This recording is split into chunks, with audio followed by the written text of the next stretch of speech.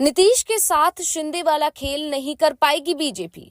JDU ने कर ली पूरी तैयारी। जेडीयू नेताओं का ऐलान, बीजेपी के खिलाफ हमारे पास है बड़ा प्लान। महाराष्ट्र में बीजेपी ने नहीं माना था बिहार वाला प्लान।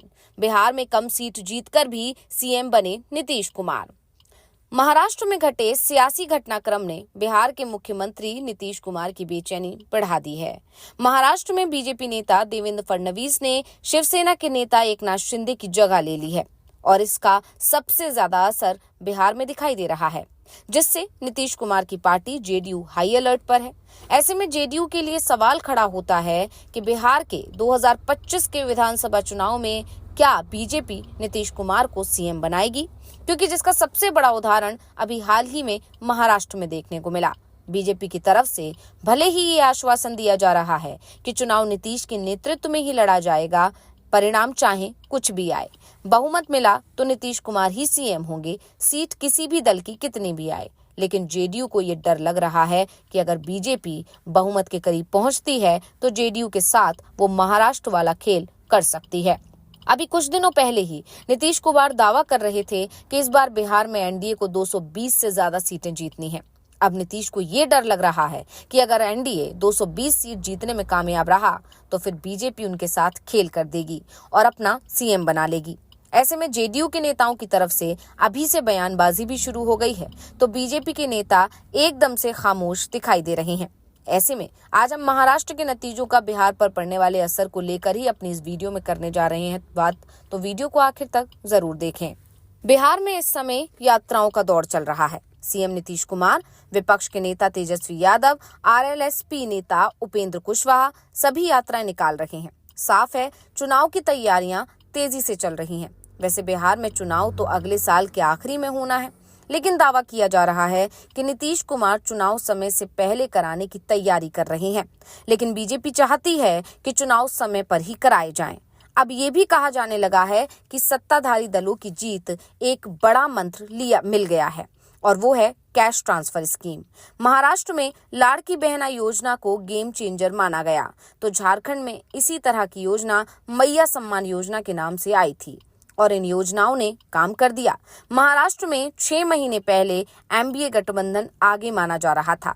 लोकसभा चुनाव में उसने क्लीन स्वीप भी कर दिया था, लेकिन लोकसभा चुनाव के बाद महायुति की सरकार लाड़की बहन योजना लेकर आई। महिलाओं के खाते में 1500 रुपए डाले गए।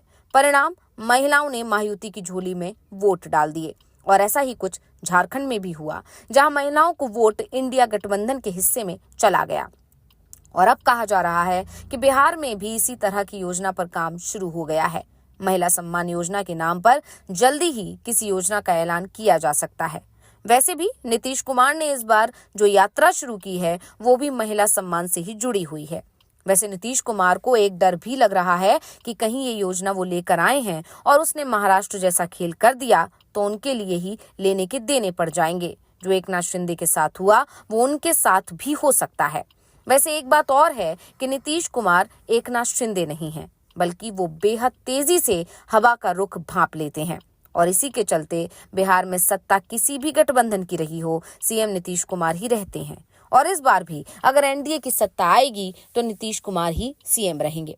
इसके पीछे कई महत्वपूर्ण कारण माने जा रहे हैं। जेडीयू नेता ने भी कहा है कि बीजेपी ने एकनाथ शिंदे के बिहार गठबंधन मॉडल को अपनाने के प्रस्ताव को ठुकरा दिया था।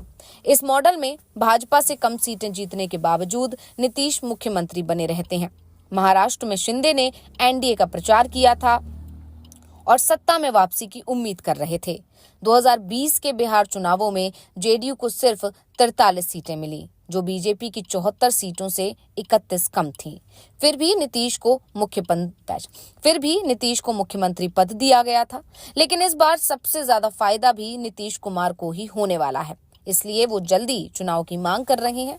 दूसरी तरफ बीजेपी को ज्यादा फायदा नहीं होगा, इसलिए वो चुनाव को समय पर कराने की बात कर रही है।